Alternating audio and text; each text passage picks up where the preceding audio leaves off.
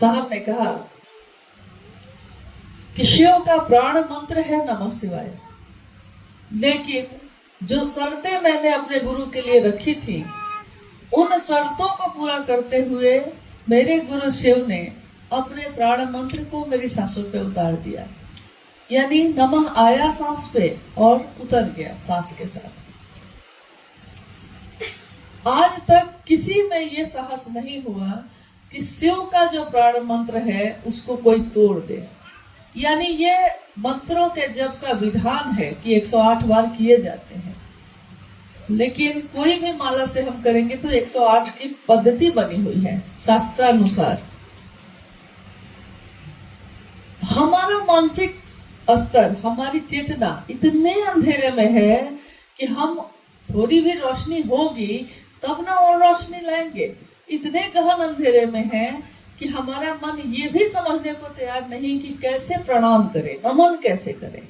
108 बार भी नहीं हो रहा, हाथों से माला छूट जाती है और आंखें बंद हो जाती हैं, नींद आने लगती है। तो साहब ने इसका भी रास्ता निकाला। यानी हम जितने नीचे स्तर पे रहे, हमारा मन जहां से समझ सकता था वहां तक उतर कर उन्होंने हमारे मन को समझाया और शिव की तरफ लेकर चले। तो उन्होंने कहा कि आप टुकड़े टुकड़े में भी कर सकते हैं।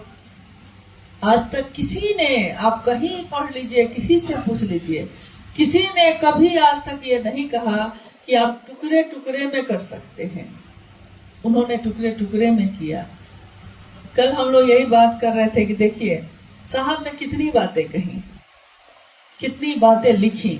हम में से बहुत सारे लोग उसको पढ़ते हैं, सुनाते हैं और सुनते हैं, लेकिन उन्होंने किस बात को किस भाव में लिखा, हम में से कितने लोग इस बात को समझ पाए। शब्द तो वही होते हैं, लेकिन जो जिस शब्द का जैसा अर्थ निकालता है उसके लिए उस शब्द का वही मतलब हो जाता है। शब्द एक ही होता है, लेकिन उसके अर्थ सबके लिए अलग अलग होते हैं। तो जब साहब ने कहा कि टुकड़े टुकड़े में करिए, तो कुछ लोगों ने माला ही तोड़ दी। उन्होंने कहा कि साहब कहे हैं कि 108 की माला अब टुकड़े टुकड़े में करो, तो माला ही तोड़ देते हैं। तो कुछ लोगों ने माला भी तोड़ दी, लेकिन ठीक है, पता चला साहब को तो हंसे को। देखिए हंसने की तो बात है, हम लोग उनके लिए बच्चे ही तो है। बच्चा नहीं समझ पाता तो 2 को 4 की जगह पे 5 बोलता है, वो तो ऐसा ही बोलेगा क्योंकि हमको आता ही क्या है। तो उन्होंने कहा कि अरे भाई, मैंने टुकड़े टुकड़े में माला करने नहीं कहा था, नमः शिवाय मंत्र को कहा था कि जितनी देर टिकता है मन उतनी देर ही टिका के महादेव को प्रणाम करने की कोशिश करिए। महादेव की ऊर्जा, महादेव की ताकत, महादेव की शक्ति, इसका आकलन इस धरती के लोग, हम लोग करना चाहें तो कैसे करें? क्योंकि हमारी सोचने की एक सीमा है, हमारे देखने की एक सीमा है, हमारे सुनने की भी एक सीमा है। कुछ दूर के बाद हमारी आंखें नहीं दिखती, कुछ दूर के बाद हमारी आवाज नहीं पहुंचती, कुछ दूर के बाद हम किसी की आवाज नहीं सुन पाते। तो उस स्थिति में सूक्ष्माति सूक्ष्म परम सत्ता शिव, उसको हम कैसे समझते? तो जब शिव को, जो बहुत ही सूक्ष्म है, सूक्ष्माति सूक्ष्म है, जब हम उनको न देख पा रहे हैं न सुन पा रहे हैं, तो उसी ऊर्जा का संचरण एक मानव तन में हुआ, ताकि हमारे आपके जैसे लोग सुन सके और समझ सके।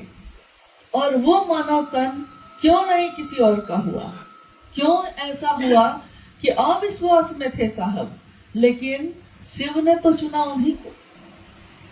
उस ऊर्जा का संचरण हुआ तो उन्हीं के माध्यम से।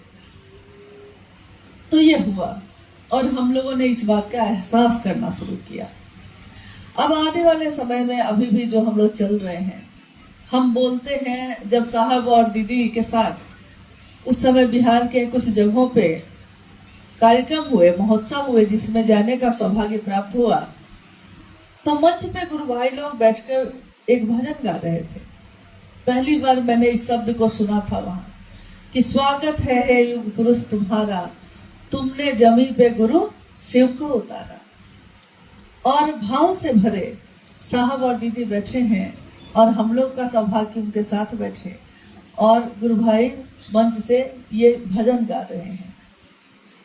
तो मेरे मन में जो समय आया कि ये युग पुरुष कह रहे हैं साहब को, और स्वागत कर रहे हैं उनका कि तुमने जमीन पे गुरु शिव को उतारा। यानी हम आज ये बात नहीं कर रहे हैं, ये तो मुझसे भी पहले से जो शिव से साहब के माध्यम से बने, ये तो उनकी भी भावना वही है, आज हमारी भावना भी वही है कि हम उनका स्वागत करने की कोशिश करते हैं कि उन्होंने शिव को जमीन पे उतार दिया।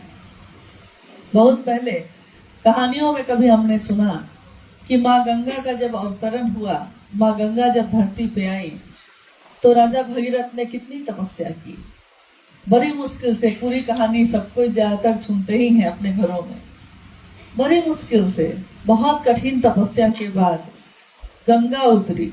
लेकिन गंगा उतरी तो उसके पीछे भी बात हुई कि गंगा का वेग इतना है कि ये धरती उसको बर्दाश्त नहीं कर सकेगी। इतनी तेजी से जो उतरेगा, इतने वेग और इतने प्रवाह के साथ जो उतरेगा, उसका भार, उसका तेज ये धरती बर्दाश्त नहीं कर पा रही थी, नहीं करती, पूरी धरती खत्म हो जाती। तो वो महादेव के पास गए और महादेव ने उनकी प्रार्थना सुनकर माँ गंगा को अपनी जटाओं में लपेट लिया। कहानी यही कहती है, किसी न किसी ने तो ये लिखा होगा, किसी ने किसी को सुनाया होगा। जटाओं में लपेट लिया, यानी एक गंगा का वेग ये धरती बर्दाश्त नहीं कर सकती थी, और सीधे शिव का वेग कैसे बर्दाश्त करती। कभी हम लोग सोचे इस पे कि एक नदी माँ गंगा जिनको हम कहते हैं, उनका प्रवाह इतना तेज है कि वो धरती बर्दाश्त नहीं करती, खत्म हो जाती, और उनको जटाओं में से उन्हें लपेट लिया। और जिसने सीधे शिव को ही जमीन पे उतारने की बात कही, और कोई आराधना नहीं, कोई तपस्या नहीं, कोई साधना मंत्रों का जप नहीं, मात्र भाव। क्योंकि ये सारे कर्म कांड करके भी अगर भाव शामिल नहीं है तो सारी चीजें व्यर्थ हैं। हम सारा आयोजन कर दें, हम सारी सजावट कर दें, लेकिन अगर मेरे मन में आपके लिए प्रेम नहीं है तो सारी सजावट व्यर्थ है। किसी पत्नी से कहिए, पूछिए कि अगर उसका पति उसको, मान लीजिए वो कहती है कि पति तो प्रेम करता है, उसके लिए घर बनवा दे, गहनों से लाद दे, कपड़े ही कपड़े दे दे, सारा सुख सुविधा दे दे, और पति का भाव नहीं दे, उस पत्नी के लिए उन चीजों का क्या मोल है, उस सजावट का क्या मोल। यानी कोई भी रिश्ता जब होता है तो उसमें भाव अगर नहीं है तो सारी चीजें व्यर्थ हैं। साहब ने यही तो किया, खड़े हो गए इस विचार पे कि शिव मेरे हैं, तो पूरी दुनिया इधर से उधर हो गई, घर बाहर के लोग इधर से उधर हो गए, लेकिन वो एक जगह खड़े हो गए तो हो गए। उन्होंने रास्ता नहीं बदला, उन्होंने शिव के लिए किसी से समझौता नहीं किया, बाकी चीजों में किया, लेकिन महादेव के लिए नहीं किया। और हम आप क्या समझते हैं कि यही ना साहब जो दुबले पतले से हैं, यही ना जो कुर्ता पजामा पहन के बैठे हैं, यही ना जो पान खा रहे हैं। कोई ला दिया पान तो साहब खा लिए, गुरु भाई गुरु बहन कोई ला दिए हैं तो साहब खा रहे हैं, तो यही ना साहब। यही कभी उस नंबरदार ने भी सोचा था, वही ना महादेव जो मेरे मंदिर में रहता है, जो मेरे गांव में रहता है। और जैसे ही सोचा तो नदी में डूबने लगा। अघोरी ने कहा कि रे अपने शिव को छोड़, मेरे शिव को देख। यानी हम जिनको समझते रहे हमेशा कि ये ना साहब से मिलना तो आसान ही है, जब मन के आ गए, लेकिन धीरे धीरे ये कठिन हुआ। हमारे बीच कुछ गुरु भाई गुरु बहन ऐसे हैं, इधर भी दिख रहे हैं, पुराने गुरु भाई लोग हैं। शुरू में जब हम सब साहब से मिलने आते रहे तो मिलना कितना सरल था, जब आए घर में बैठे बात किए, नहीं, क्योंकि उस समय उसकी जरूरत थी। लेकिन धीरे धीरे कठिन कैसे होता चला गया, धीरे धीरे हुआ कि नहीं। पटना से साहब देवघर गए, देवघर में समय निर्धारित रहता था कि इस टाइम में साहब बाहर जो पंडाल बना हुआ था उसमें आएंगे, बैठेंगे, चर्चा होगी, बात होगी। और उसके बाद धीरे धीरे व्यवस्था ये होने लगी कि फिर वो बोलने भी लगे और समय भी देने लगे। उन्होंने कहा कि मुझसे मिलना कठिन होता जाएगा, शायद महादेव से मिलना आपका आसान होगा, लेकिन हरिंद्रानंद से मिलना बहुत कठिन होगा। इतना आसान नहीं है, लेकिन उन्होंने अपने आप को आसान बनाया था इसलिए कि हम लोग महादेव की तरफ चल सकें, एक निष्ठ हो, समर्पित हो। और ऐसा हुआ कि आने वाले समय में जो उन्होंने कहा चरितार्थ भी हुआ। सबको लगा कि साहब तो पहले कितने आराम से मिलते थे, अब साहब समय देते हैं, समय देकर बुलाते हैं। 10 आदमी कहते हैं तो 10 ही आदमी से मिलते हैं, 2 आदमी ज्यादा हो जाए तो बिगड़ते हैं। लेकिन साहब की यह भावना कभी नहीं रही है कि वो बिगड़ेंगे किसी पे। उन्होंने हमेशा ये कहा, जो हम लोगों ने सुना, जो उन्होंने कहा कि सालों से मैं सबसे महादेव की ही बात कह रहा हूँ। मैंने महादेव की बात छोड़कर दूसरी कोई बात किसी से नहीं की। मैंने कितने लोगों ने मेरा साथ छोड़ा, कितने लोग आए फिर चुप गए, कितने लोग साथ रहते हुए भी अपना मनमानी करते रहे, तब भी मैंने किसी को नहीं छोड़ा। आज भी मैं उन सभी को खोजता हूँ, मैंने किसी को नहीं छोड़ा। क्योंकि अगर मैं छोड़ दूंगा तो मेरे गुरु का संकल्प पूरा कैसे होगा। मैं क्या करूं, छोड़ दूं आपको, लेकिन मैं छोड़ूंगा नहीं। मैं तो आपको शिव से बना के ही रहूंगा। जिन्होंने ये कहा और अपने आप को इतना आसान बनाया, अपने आप को इतना नरम बनाया, इतना नीचे किया कि कोई गुरु भाई गुरु बहन उनसे मिल सका, घंटों उनकी बात सुन सका, इसके पीछे उनका उद्देश्य क्या था? एकमात्र यही कि हर व्यक्ति जितना भी मेरे नजदीक आ सके सुने, मेरे साहब के द्वारा महादेव की बात सुने और महादेव की दिशा में चले। भीड़ बढ़ती चली गई, लोग बढ़ते चले गए, प्रतिदिन घोषणा पे घोषणा होने लगी। पहले 100 लोग बनते थे, कहीं किसी जिला में अगर 100 लोग की घोषणा होती थी तो साहब माँ को कहते थे कि बढ़िया खाना बनाओ, आज महादेव को मिठाई चढ़ाओ। उस जिला में 100 से ऊपर लोगों की घोषणा हो गई। कभी इतना कठिन था और आज ये रास्ता इतना सरल है कि हम लोग खड़े होकर 2 मिनट किसी से बात करते हैं तो वो शिव को अपना गुरु बना लेता है। यानी जो कांटों से भरा रास्ता था, उस रास्ते को साहब ने फूलों से भर दिया। उनके पैरों में कांटे लगे, उनके पैरों में छाले पड़े, लेकिन उन्होंने हमारे आपके जैसे लोगों को उन कांटों को चुभने नहीं दिया। मां नीलामानंद जी ने कहा कि आपके लौकिक कांटों को अगर आप शिव के रास्ते पे चलते रहें तो आपके पथ पे बिछे कांटों को मैं चुन लूंगी, छाया बनकर हमेशा आपके साथ रहूंगी। तो साहब और दीदी का जीवन, शिव और भगवती की अगर हम कल्पना करते हैं तो अगर वो शरीर में उतरे तो कैसे होंगे, उनकी ममता कैसी होगी, उनकी करुणा कैसी होगी, उनका कल्याणदाता स्वरूप कैसा होगा, ये उनके आचरण से, उनके जीवन से हम और आप समझते हैं।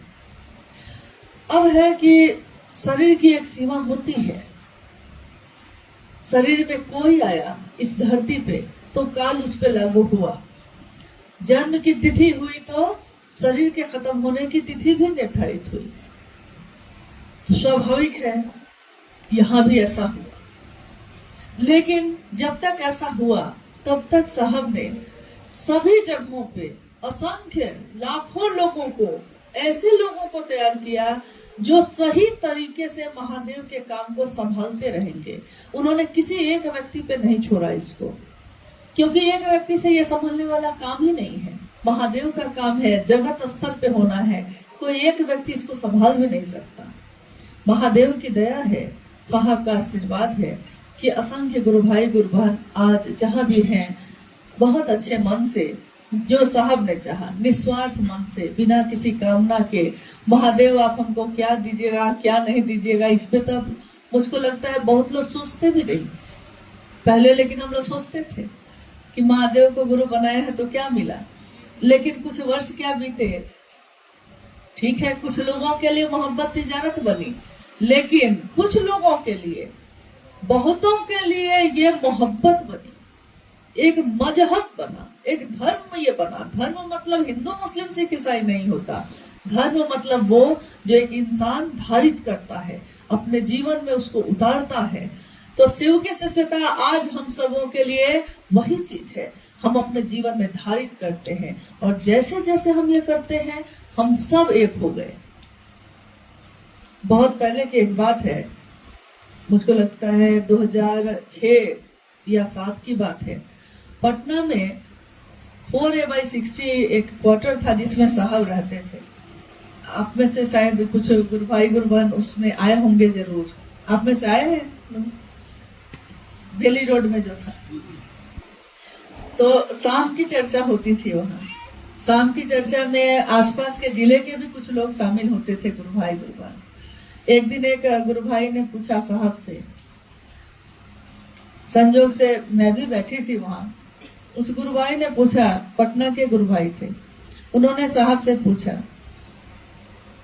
कि साहब आखिर शरीर की तो एक सीमा होती है, और जब भी शरीर में कोई ऐसा व्यक्ति आया जिसने कोई मत दिया, कोई रास्ता दिखाया, कोई ईश्वर की तरफ जोड़ा, तो शुरू में सब एक होकर चले, लेकिन जब वो शरीर से नहीं रहे, शरीर से विलीन हो गए, सूक्ष्म हो गए, तो उनके बातों पे चलने वाले लोग 2 भाग या 3 भाग में हो गए। और ऐसे कितने उदाहरण हैं। बुद्ध आए तो बहुत सुंदर, लेकिन जब शरीर से नहीं रहे तो 2 भाग 3 भाग। महावीर आए, इसी तरह हुआ। ईसा मसीह आए, इसी तरह हुआ। मोहम्मद आए, इसी तरह हुआ। मतलब कि देखिए, आज मतलब देवी देवताओं की भी बात हम करते हैं तो उसमें भी है, एक ही देवी की पूजा हो रही है, लेकिन कोई दूसरे तरीके से कर रहा है, कोई दूसरे तरीके से। दक्षिण भारत में चले जाइए तो अयप्पा की पूजा होती है, एक पंथ के लोग जो है वो दूसरे तरीके से करते हैं, एक पंथ के लोग है एक ही सत्ता। यानी एक सीमा के बाद ऐसा होता है, ऐसे संभावना होती है। तो उस दिन की जिज्ञासा ये थी कि क्या शिव शिष्यता में भी ऐसा होगा? कभी ना कभी तो शरीर है, उसका एक जीवन होगा, लेकिन क्या शिव शिष्यता में भी ऐसा होगा कि आपके सामने तो सब एक है, लेकिन उसके बाद साहब ने शाम का समय था, छत पे चर्चा चल रही थी। साहब ने बड़े गंभीर भाव से कहा कि शिव की शिष्यता में इसका उल्टा होगा, शिव की शिष्यता में इसका विपरीत होगा। शिव की शिष्यता में जब लोग जुड़ना शुरू करेंगे, उसी समय अलग अलग कुनबा बनाएंगे। मतलब मेरा क्षेत्र, मेरा जिला, मेरा गांव, मेरा शहर, उसी समय बनाएंगे। लेकिन धीरे धीरे धीरे ये सारी चीजें टूटती चली जाएंगी और सारे शिव के शिष्य एक हो जाएंगे। आपकी भी अनुभूति होगी और मेरी भी है कि अगर साहब ने कुछ कहा है तो एक दिन वो हुआ जरूर है।